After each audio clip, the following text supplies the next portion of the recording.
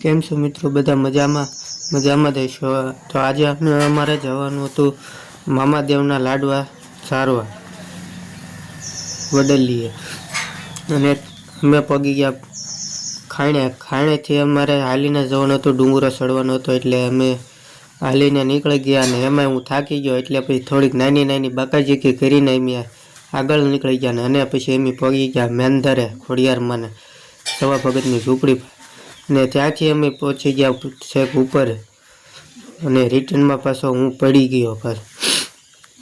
ત્યાં પછી સીધા સવા ભગતની ઝૂંપડીએ પાછા આવ્યા, અને થોડી ચા પીને પછી ફરી અમે ચાલતા થયા અને સીધા મંદિર બાજુ જવા તરફ અમે નીકળી ગયા।